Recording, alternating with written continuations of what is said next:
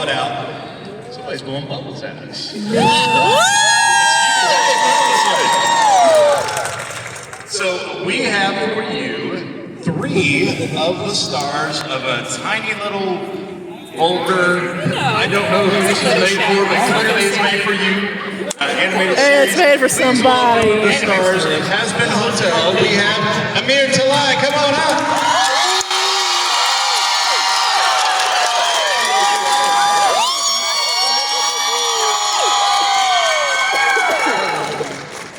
We're gonna spend all day just introducing people if you don't. I literally thought you were introducing all 3 of us at the same time. I turned around and they were not here. And I was Next, let's have to the stage, please, Mr. Blake Roman. Come on up.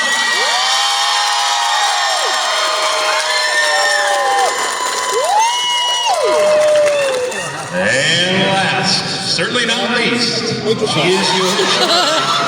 Please, guys, this is Mississippi. I don't think that's allowed.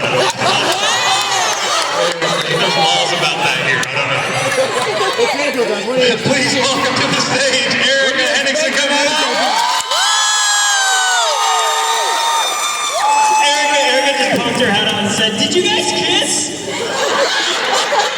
Did they? No. What did you do? I draped my legs lightly over Amir's lap.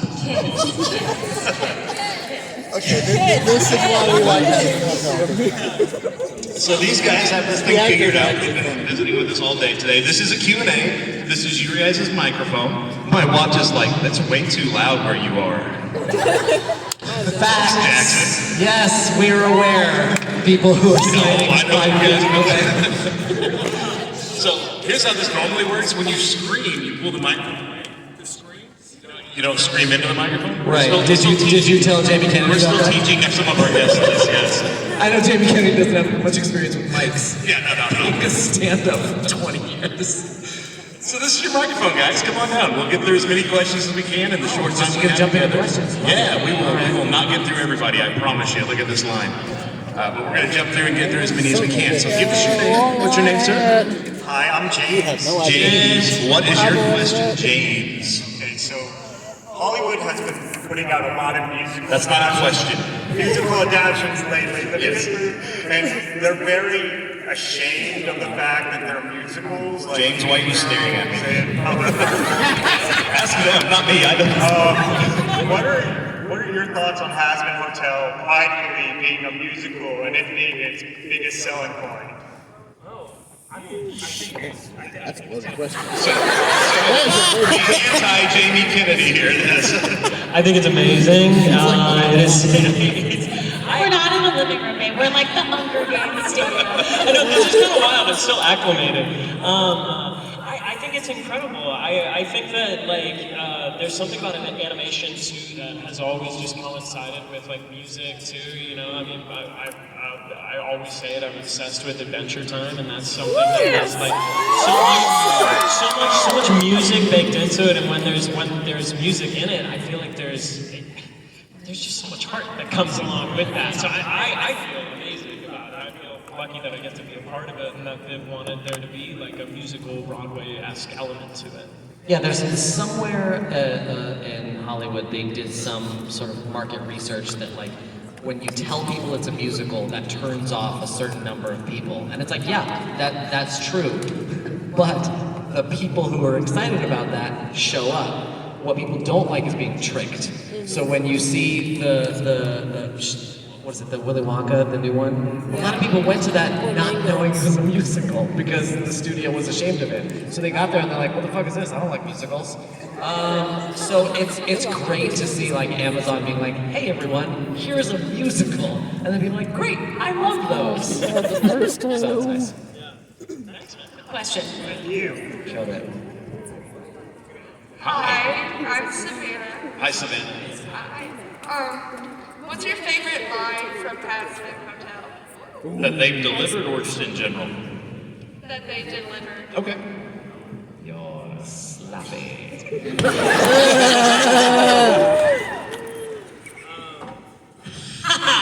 Fuck you. Yeah, I'm selfishly gonna choose one of my own. It's only Alistair. It's gotta be Alex. No, what's yours? I'm What's yours? like, this is not stupid. It's just a game. Thank you so much. Thank you. Great questions, Samantha. What's up, Mars? Howdy. Don't look at me like that. Oh, I do like all of you.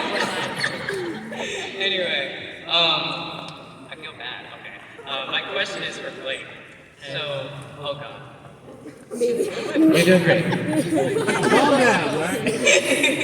Deep breaths. Don't let him scare you. Just to get to the question part, Marshall. All of you dead Eternals. We're homies! I heard an audible gasp. Okay, I'll try to make it not obsessive. Obviously, you can tell who my favorite character is. There's a plethora of reasons why it's my favorite, but there we go. Thank you. But I would say honestly and like very vulnerably that one of the reasons I love him so much is because unlike other characters in other media that have gone through what he's gone through, he is still depicted as a very strong person. And I think that it is very important for not only viewers who have never experienced that, but also for people like me who have gone through what he's gone through, to have a character to relate to like that, to be like, wow. Like, if I had that kind of character, despite his vulgarity, when I was younger, maybe I would have gotten through things a little bit easier. So, thank you so much, Blake, for how you played him. You're phenomenal. I love it. Thank you. And, but my question is, what is one of your favorite things about Angel? One of my favorite things about Angel, I think, oh god, there's just so fucking much. It's hard to pick one. I mean, I think the thing that I know as an actor that excites me about Angel is I know him, right? Like I know like the true him when he is not being the true him, you know, or more so on defense, more so, you know, but then I also like don't know him at all, you know. Every time I go into the studio, I was just saying this, like I never know what to expect because I don't know if he's going to be vulnerable. I don't know if there's going to be a whole other layer that comes out of nowhere where I'm like, well, what the fuck was that? Like, I mean, it's exciting every single time I get to like read a new episode for him. So I don't know. It's been one of the most like invigorating experiences for me. I know that I can't tell you a specific thing, but like that's the biggest thing. Yeah. And while I have you here, I didn't get a chance to give it to you. Your line was too long. What? I gave you stickers last time. I thought I'd give you a new badge.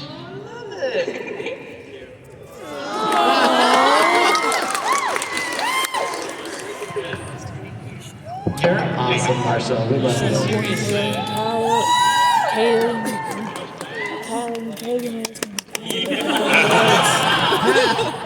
Wow. It's like a little hostile. Oh, passive aggressive love.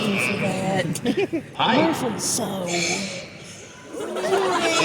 won't ask you your name. I'm afraid what will happen. This is a question for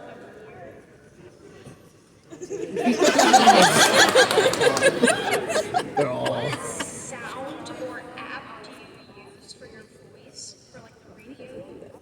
Oh, what do I use to make the radio thing happen? I don't do anything. I just act like myself, and then the sound engineers, after the fact, put on a radio filter, and they decide.